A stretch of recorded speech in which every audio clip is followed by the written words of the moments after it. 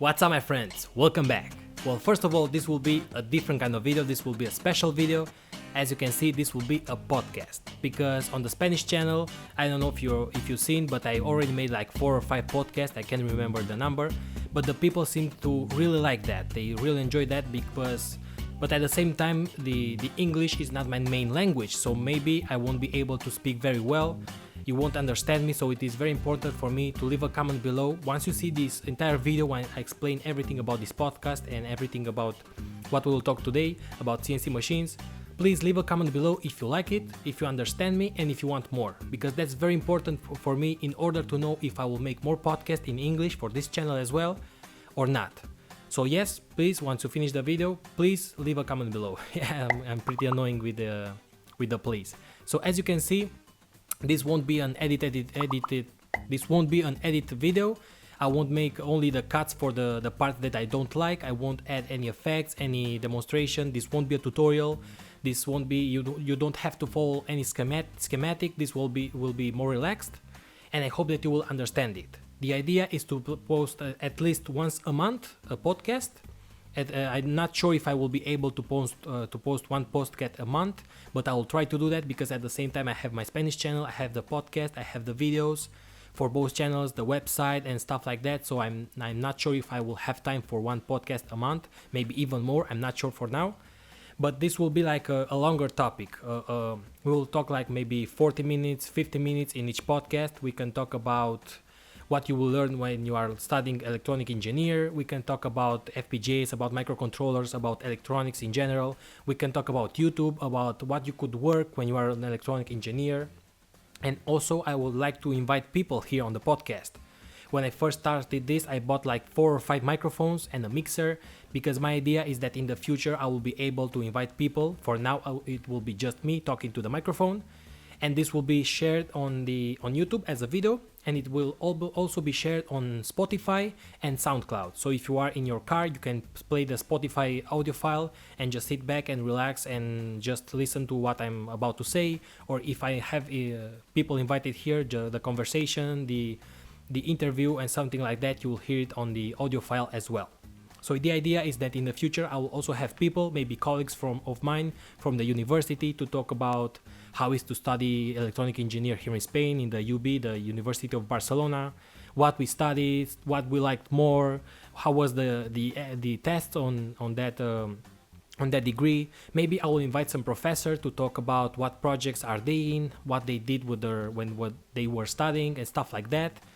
And maybe I will be able to invite different YouTubers, because here in Spain we have a lot of YouTubers that are into electronics and they are very easy to come, or maybe even YouTubers from other countries. So that's the main idea. We'll make longer topics, invite people.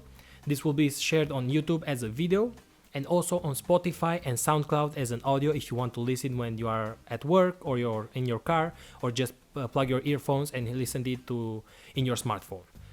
And also, I will also prepare a Word document here. As you can see, I'm always watching, so don't mind if I'm reading something, because as I told you before, English is not my main language. So I always have to read and have the main topic that I want to talk in each video. So I write that here in a Word, and I will sometimes read it, I will talk about it and stuff like that. Or if I have an interview for a different person, I will have the questions here on my Word, and always I'll be reading that from here. And the video will be like more relaxed. Okay, so that is the introduction of this podcast. Once again, leave a comment below if you will like it. So now, as you will see, each podcast in the Spanish channel as well, when I start a podcast, I'll take that first 5 or 6 minutes to announce something about me, about my channel, about my website or my projects. So a main announcement that I have to make. In this case, I have just one announcement, and that is that I'm working on a new website. This will be a different website than the Electronoobs.com. It will be different. I can't tell you the name. I can't tell you what it will be about because I want it to be a surprise, and I will spoil that surprise if I tell you that right now. But it will be a more complex web page. I'm making together with 2 more guys because this is very difficult for me, because it will have access to base database. It will have a lot of PHP. You will be able to upload stuff. This will help a lot the community, I hope, because you will be able to help each other to make tutorials, to see more graphic parts. So I hope that you will like it. It will be finished maybe like in 1 month or so. At least the alpha state will be ready in 2 weeks, and then we'll make some changes and release the beta, so you can give us feedback for things that you want to change. But anyway, inside of this website, apart from this part, I want to make another part that is based on giveaways. As you all know, on this channel we have a lot of giveaways, but mainly all the giveaways are sponsored by some companies. For example, Banggood or GearBest or even Keysight, they give me the giveaway for the oscilloscope.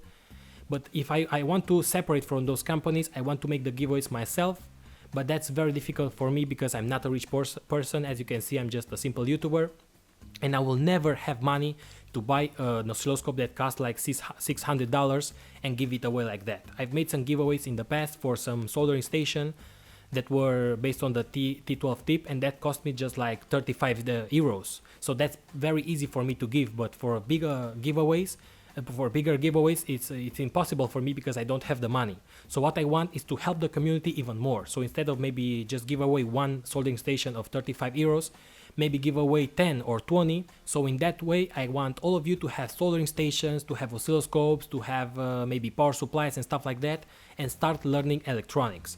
So how this will go? How to make this to be easier to make?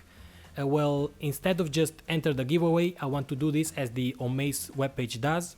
I don't know if you know the omaze.com webpage, but that is a giveaway based on donations. So what you have to do in order to enter the giveaway, you will have to make a very small donation. And I want to do this because it is very easy for you to give just $1 for a price that maybe costs $500 or $600 or even more, because I think that people usually have in their account, maybe you buy something from eBay and you still have $1 or $2 on PayPal, and it is very easy for you to give that dollar in exchange for a price that costs like maybe $500 or $600. So it will go like this. I will post the giveaway and you can donate $1 and you will have one entry to that giveaway. But if you pay like a donation like $5, you will have 7 entries. And if you have make a donation about $10, you will have 15 entries, and even with $20, you will have 40 entries, so double the entries for the same amount of money. So this will be great to make maybe with your friend. If you have a friend, you can put each other $10 and you can enter the giveaway and have double the chances to win. So I think this is great. I think this is a good idea because in this way I can fund my giveaways, and the best part of this is that the donation will be donated to a great cause. For example, in each giveaway I will select a project from maybe Kickstarter or from the internet that helps the environment. For example, recycling plastic.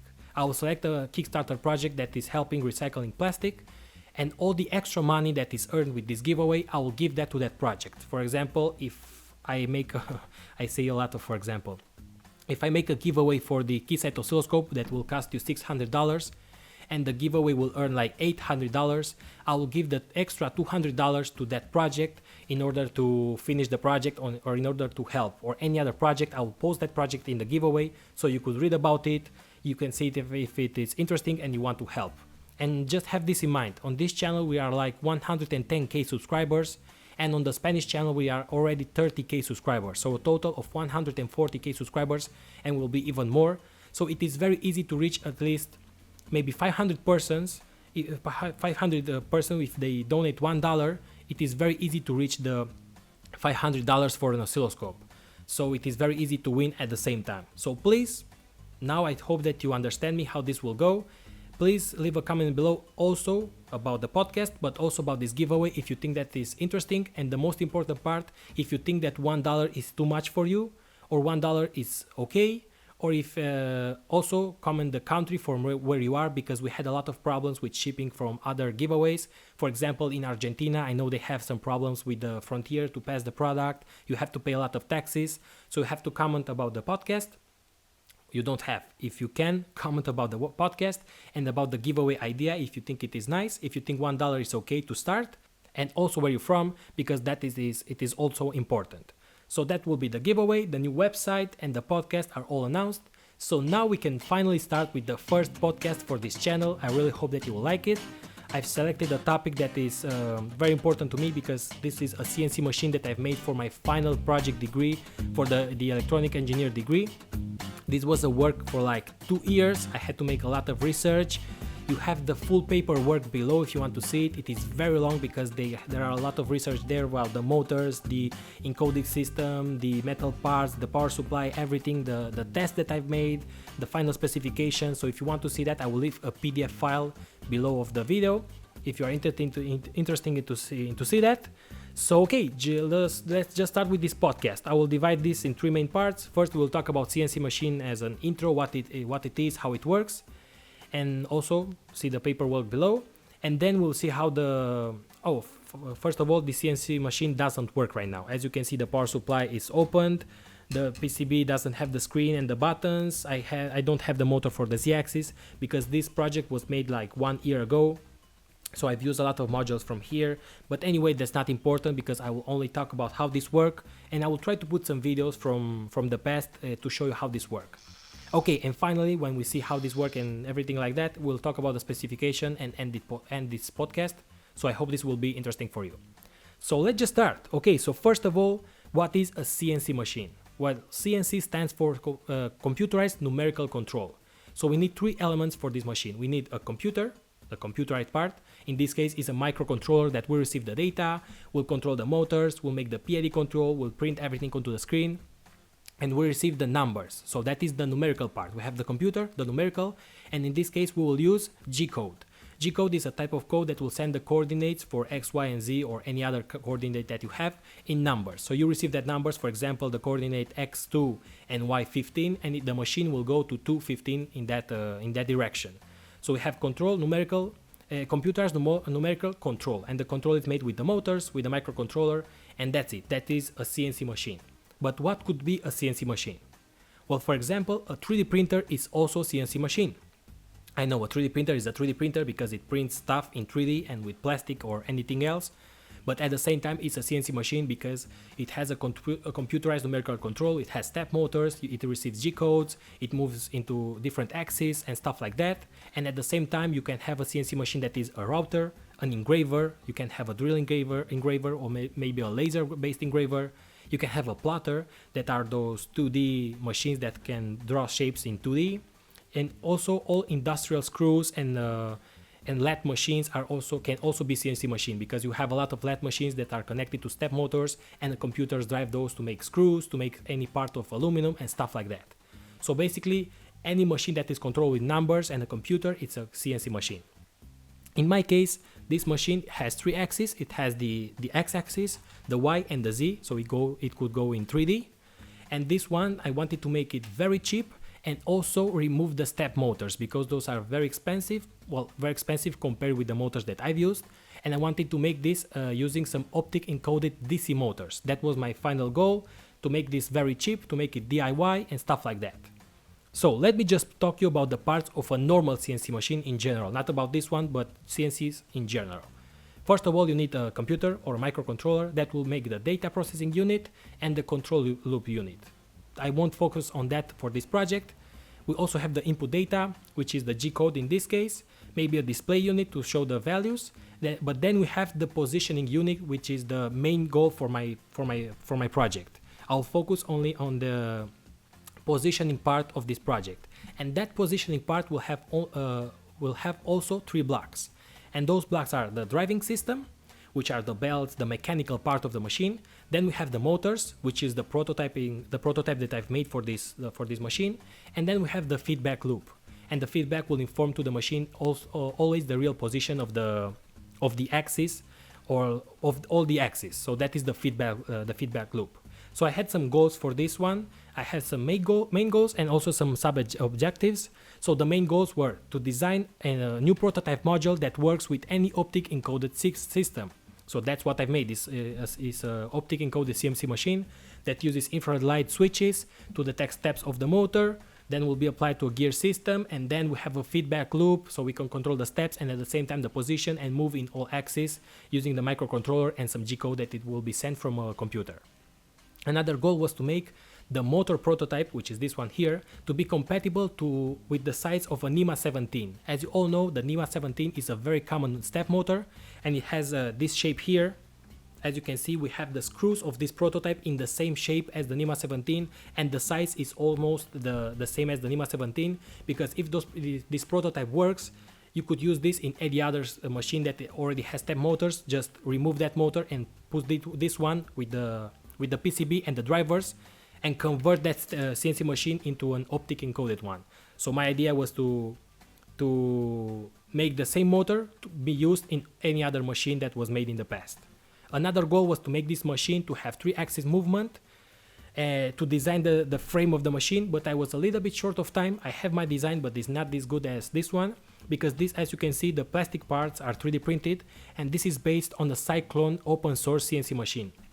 If you search online, you will find that it is called Cyclone, and you can download the files and print it and make a CNC machine, but that is based on the NEMA 70 motors. So I took that frame and used it in my project because I was a little bit short of time, and I had to make the paperwork and get the final degree. So that is not very important because this is more based on the electronical part, not the mechanical part of the project.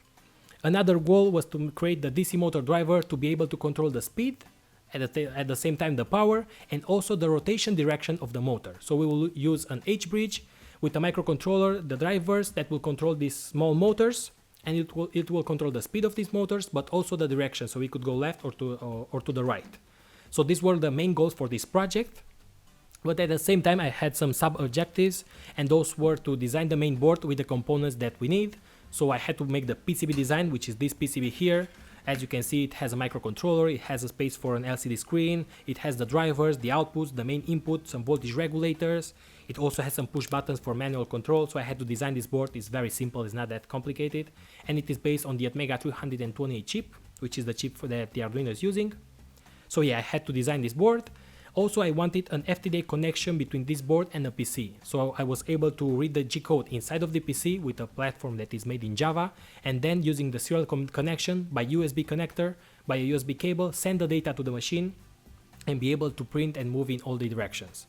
So at the same time, another sub-objective was to design a Java-based software that will make the G code read. So this will read the code, will open, this will be based in processing. The processing is a platform that is based on Java. So what it will do, it will open the G-code file, this will be a TXT file, and read each line and send it to the microcontroller. And when the microcontroller will finish a line, will send back, hey, I'm ready for the next line. And that is what this Java application will do. Also, I had to create the main firmware for the microcontroller, and this will be in charge of the step read, the position, the position calculation, the PID control, and everything else about the machine movement. And finally, I wanted to make the specification and tests and create a datasheet for this machine, and also make a user manual that I will try to leave that below about how to mount it, how to use it, and stuff like that. So this was a very big project. That's what it took me like 2 years to make, because you need to make a lot of research and a lot of documentation and stuff like that. Okay, so these were the goals, but now let's see what I've made for this machine and why this machine is different than the others. So what I've made was, we will only focus on the positioning part because the microcontroller and the board is not that important. It's very simple. It's the microcontroller with the crystal for the clock with some drivers and stuff like that. So that's not very important. We'll focus on the motors and the positioning part of the machine. So we have, once again, in the positioning, we have driving system, we have the motors and the feedback. So let's just start with the driving system because that's very easy to explain. Basically, is all the mechanical part to transfer the power from the motors to the moving axis. So how you move the axis. In this case, you could use maybe rollers as a 3D printer, or just use some linear bearings like this one and transfer the movement from the motors to the axis. You could use belts. You could use lead screws or a combination between belts and lead screws. You can use gear reduction and stuff like that. So for this one, I've selected to use linear bearings for the shafts, for the axis movement, and some lead screws for the transfer the movement from the motor to the axis. Actually, this is just a normal screw. If you use a lead screw, you will have better precision because the lead screw is better made for this purpose. But anyway, I use just a normal screw, and as you can see, all I have to do is to rotate the lead screw, and the axis will be pushed to the left or to the right, and by that you can transfer the movement from the motor to the axis. So that's it, basically the driving system for my machine.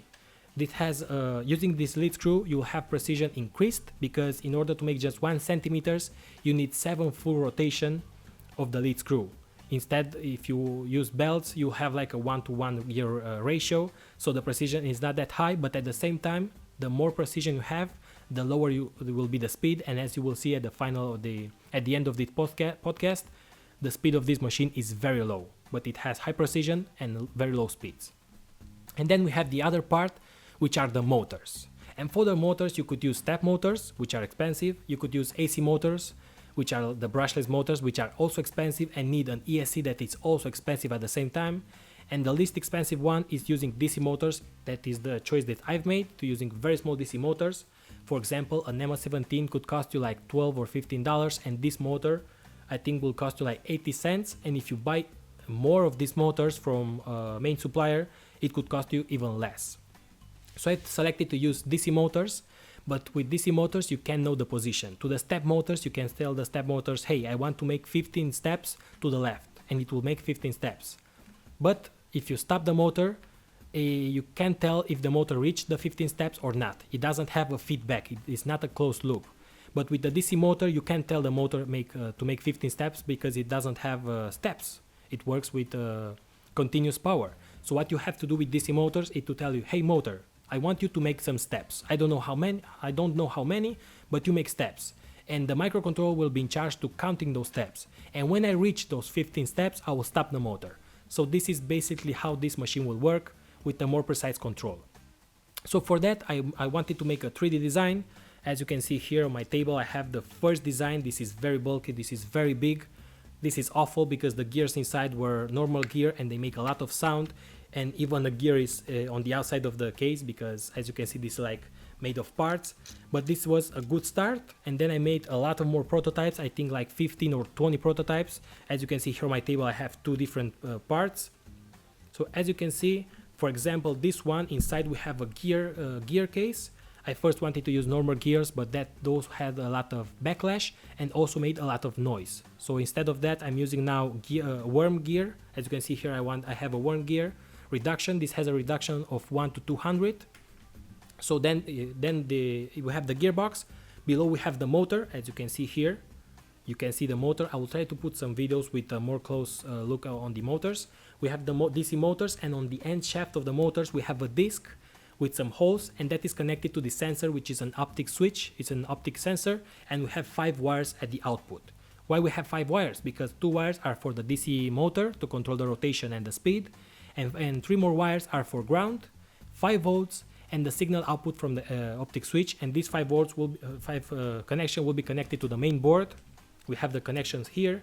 So in this way, with the driver, we can control the speed and rotation, and at the same time count the steps and the speed and the rotation and stuff like that from the sensors. So I've made this 3D file to be like a DIY kit. You can download this, print it, use the schematic that I share, and make all the connections and buy the motors and stuff like that, and make it your own module in your home. So as you can see, it has the screws in the same position as the NEMA 17, so this will be compatible with the NEMA 17.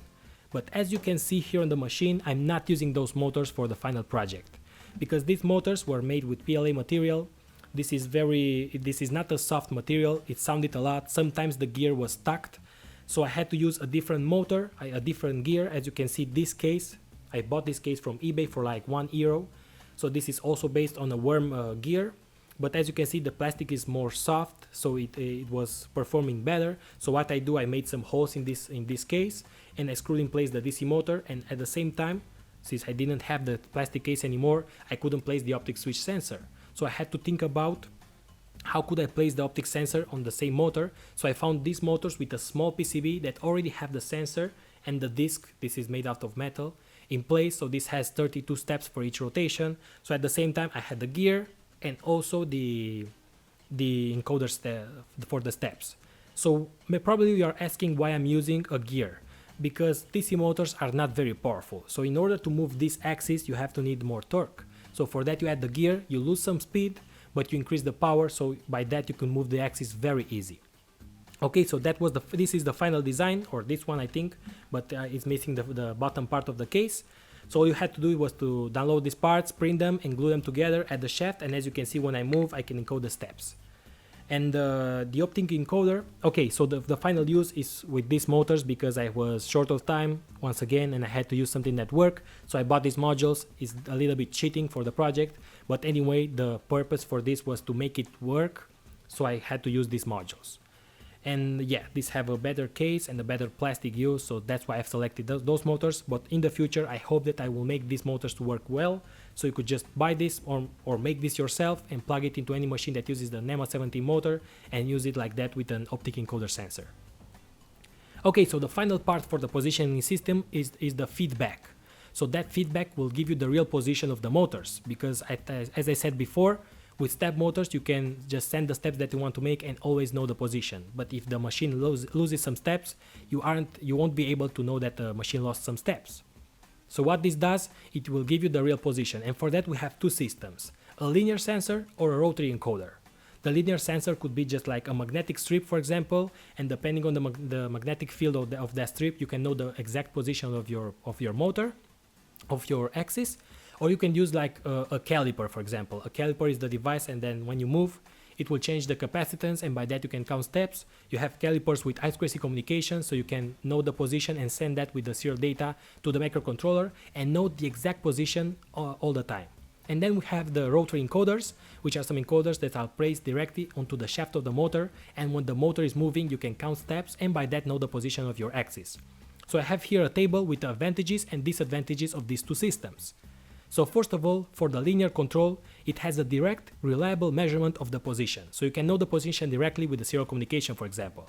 But at the same time, it is expensive and the price will change depending on the size. Because if you have a very small CNC machine, you can use a small caliper. But if you have a big CNC machine, you will have to use a caliper that is maybe 1 or 2 meters long, and that is very expensive, and I don't think it will even exist. So that will be very difficult to use. At the same time, for the rotary encoder, it is very, very cheap, and the price will be the same. Doesn't matter the size of the CNC machine, because if you make a bigger CNC machine, the optic encoder that is placed onto the shaft of the motor will be the same size, so this won't change. But the disadvantage of this will be that you won't know the real position. You have to count steps. So for linear, we have the advantage that it's reliable. It has a reliable measurement. Sorry for that. And the disadvantages is that it's very expensive and the price will change with the size. At the same time, for the rotary, the advantage is that it's cheap, very cheap, and the disadvantage is that you won't know the exact position. You will count steps and then you have to calculate yourself the position. So I've selected this type of encoder. This is a rotary encoder based on an infrared switch. This will work like this. The infrared switch will have an infrared LED here and a photo transistor in this side. We are using infrared light because, as you can see, we are already surrounded by visible light. So if you would use visible light instead of infrared light, if you open a window, that could affect your system because the light will enter that switch and will affect that commutation of the transistor. But instead we're using infrared light, and this photo transistor will be enabled when the light touches its base because it has the base exposed to the light. And when the infrared light doesn't expose the base, the current flow won't be able. So we make like a switch. When it receives light, it is open. When it doesn't receive light, it is turned off. So as you can see, we have a disc with some holes that will pass inside of this switch. So when we have the hole inside of the light will pass, the switch is open. When we have the fill of the disc inside of the hole, the light won't pass and the switch is turned off. So by that we can count steps. In this case, we have 32 steps each rotation. And more, we have a gear reduction for 1 to 200. And more, we have 7 rotation for each centimeter. So that means that we have 32 times 7 times 200, which equals to 44 and 800 steps per centimeter. So as you can see, the precision is very good. But the precision won't be that good because that will be affected also by the backlash of the lead screw, the backlash of the gears, and also the lost steps, because we will always lose some steps, maybe 10 or 12 steps. But anyway, it will have a very good precision, but at the same time low speed, because we need 44,800 rotation for only 1 centimeter. At the final or the end of this podcast, I will tell you the real speed of the machine. Okay, so now everything of the position, I've explained everything of the position. We know that we have to count steps. So the difference between the step motors and the DC motors, I think you understood that, because at the step motors, you will tell the amount of steps that you want to make. But for the DC motors, you know the amount of steps, you tell the motor make some steps, you count those, and when you reach the goal, you will stop the motors. So that's the main difference, and also the price. Step motors are expensive, the drivers are a little bit more expensive, but using DC motors, it will make a very cheap project. So now I have the blocks for my machine, the blocks that I have. First, you need the PC with the software, and in this case, the software will be based on the processing application that I've made, and will open a TXT file, will read all the G code, and will send line by line, and also receive the data from a microcontroller, because each time that you reach a final destination, the microcontroller will tell to the application using the serial communication, hey, I finished the last line, please tell me the next line where I have to go. So that is the PC software, is the first block. Then we have the microcontroller that is connected to all the other parts. For example, to the drivers. In this case, I'm using an H-bridge, because with an H-bridge you can control both the direction of the motor and the speed using PWM signals. At the same time, we need 3 motors because we have 3 axes, and each motor will have an optic switch to count the steps. And those steps will be connected to the microcontroller, and then we'll have the PID control because you know the set point where you have to reach the destination, the position, and you also have the real count of the steps, and by that you can reach the position using PID control. Also, we have as an extra a manual control. In this case, we have some buttons and an LCD connected to this board, and also some end-stop switches. These end-stop switches are some switches here on each axis, and these are used for homing the machine. When you first start the machine, it will go to the 000 position, and then you reset the counting of the steps, and then you can move around just by counting steps to the left or to the right. So those are the blocks for my machine. Finally, I have here a flow of the code when it is into automatic mode, because this has mode, automatic mode, and also manual. For example, when you're into automatic mode, for you to understand, when you start the machine, you also start the application on your PC. When you first start the machine, the next step will be to home the machine. It will go to 000, and that is when you touch all the axis and stop switches. Then you will stay into the loop and you will wait for commands. If you open a G-code file into the PC, it will send the first command. If the first command is not received, you will stay always in the same loop. If you receive that command, you will go to the next step, which is get the X, the Z, and the Y directions, and then you enable the motors. You enable the motors, you tell to the motors, hey, you have to move in these directions, and then you start counting steps. When you reach the steps that you want to reach, you stop the motors and you send the information to the application on the PC, please give me the next line, and at the same time you print those values onto the LCD screen in order for the user to see the real position of that machine. And at the same time we have the flow control for the manual control, and this is very easy because all you have to do is to push some buttons. Just leave me, okay? You have to push some buttons. If the button is pressed, you will enter a menu, and in this menu you can home the axis, you can move the Z axis up and down, and you can also move the X and Y axis, and also select exit the menu. If you select move the axis, you can use the buttons up and down to move, or left to the right to move the axis in real time, and the position will be printed onto the screen. Or you can just home the axis, or if you press the OK button, you will go back, and once again you can open the file in the PC or start another manual control. So this is very easy to make. So finally, I want to talk to you about the PID control. The PID control will be the relation between the real position and the set point that you want to make, and we'll use the values for proportional, integral, and derivative values. In this case, you could make this with control the speed or control directly the position. If you want to control the speed, by changing the speed of the motor, you can change the curve that it's drawing in the 3D space, and by that control the position of the axis. But that for me was very difficult to make because we have to read 6 signals, so we need 6 interruptions, because each motor will have 2 sensors. Because with one optic sensor you can detect only the steps. If you want to detect both the steps and the direction of the rotation, you need 2 sensors. So you need 2 sensors that will count the speed, at the same time count the steps. So a total of 6 connections, 6 interruptions, and with that Mega 228 microcontroller that I'm using, that was very slow. So I wasn't able to make a perfect PID control. So once again, I was pressed about the time. I had very short time, so I had to make a different kind of control, and I made directly a position control, which is not actually a PID control, but it goes a little bit like this. Let's tell, I have here an example. So let's tell that you want to go from position 00 in the X and Y direction. You have to go to position 90 and 20. So for the Y axis, you will have to make only 10 steps. But for the X position, you will have to make 80 steps. So what I've done in the code very fast, this is made very fast, is divide the longer size, the longer axis, by the smaller one. In this case, we divide 80 by 10. And so that will give us 8 steps. So what I will do, each 8 steps in the X direction, I will make 1 step in the Y direction. And that will be made very fast. And that will result in like a sawtooth line instead of a very straight line. But don't worry, because as I told you before, in this case we will never use just 10 steps, because we will always have like thousands of steps.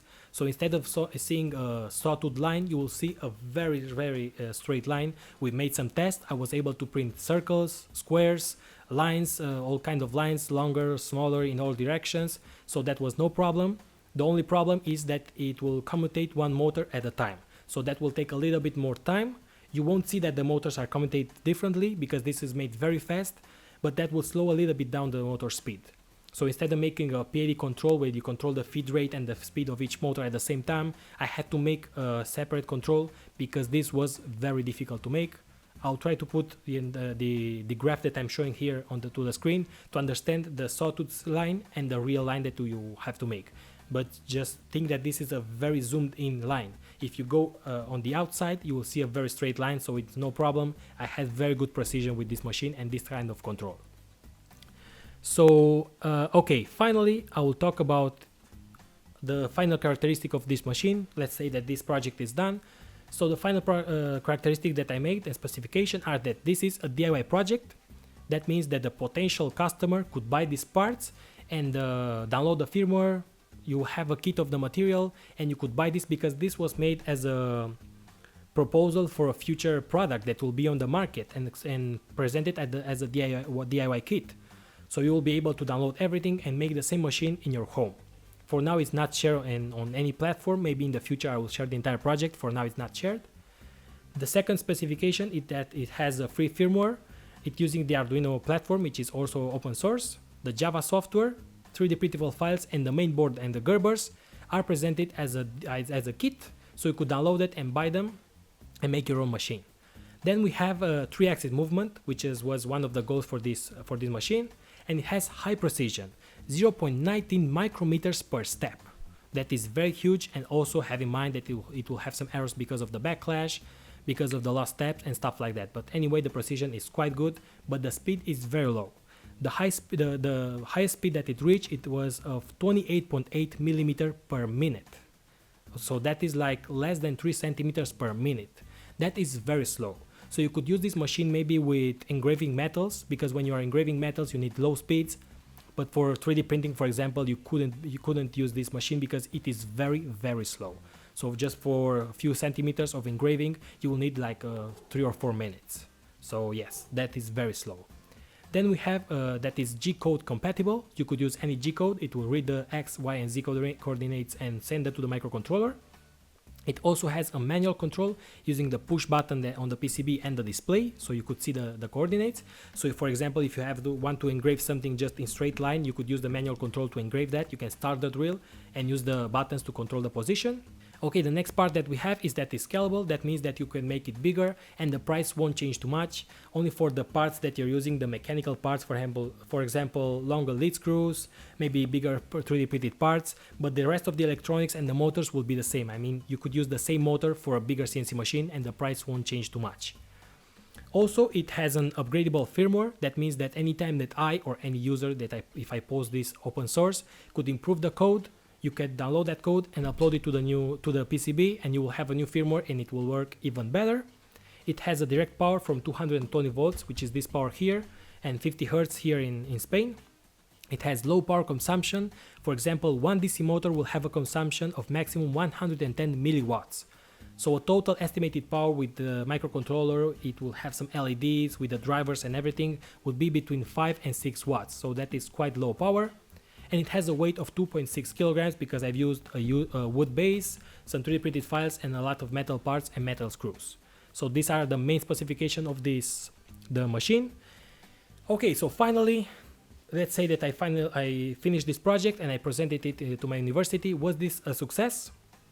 Well, actually, yes, it was, because I had a very good mark. I don't know how this is called in English, but it's like an honor mark or something like that, and that is when you have the highest grade in your class and also is above 9.5. The mark is about 9.5. In this case, I had a 9.8. I'm very proud of this project. It was very long. It had a lot of research to do and a lot of prototyping, but finally I got good results. And here I have the goals of this project and tell you if I achieved those or not. For example, the axis price was lowered by 75% compared with an axis made with metal parts in the NEMA 17, for example, NEMA 17 motors, which are step motors. So I've lowered the price by 75% because this motor will cost you like $1.5. The motor is like $18 cents. The sensor is like maybe 10 cents because if you buy 20 of these are 90 cents on eBay. You need some 3D printed parts because filament is very, very cheap. Some wires, some resistors, and that's it. So this will be very low cost. And the axis itself is made by 3D printed parts and some metal bars. So this was lowered a lot. So this goal was achieved. It is also a 3-axis optical encoded CNC machine. That goal was also achieved. The precision level was not affected because I was very afraid that using a not step motor, which are very precise, will lower the precision. But as you have seen, I've used some gears and the precision is quite good, was not affected. So this goal was also achieved. Finally, we also have manual control, that is also okay. We have USB control from the PC, another achieved goal. And then we have the PID position control. This was a goal that was not achieved. This was very difficult to make with this what I have, with what I started. So I will have to make a different version, maybe using an STM32 microcontroller, which has a lot more speed. And maybe with that I could count the steps and measure the speed and control the PID very well. Then it is a DIY kit, another goal that is achieved. Also, it is very economic, it is low cost, and the overall system, it works. So basically this was my project. I'm very proud of this project. It took me a lot of time, and I hope that you understand how this works, the main idea of using optical encoded motors. I'll try to post something about this below so you could improve the project, maybe make it yourself. Here it will end the podcast for today. I hope that this is interesting for you. I hope that you like it, and if you do, please once again comment below that you like this kind of podcasts, and I will make even more, maybe one of each month or maybe even two if I can. Please tell me if you understand me when I speak in English, because it's not my main language, and as you can see I have to make a lot of pauses and have to think a lot when I speak. But anyway, I hope that you will like it and that it's interesting. I also have idea for mailbag, maybe open all the modules that I receive for my projects. So please leave that in the comment section below. The more you write, the better for me. And yes, comment about the webpage, the giveaway, and also if you want more podcasts. So that's it. I hope you like it and see you in the next video, guys. Keep up, you guys.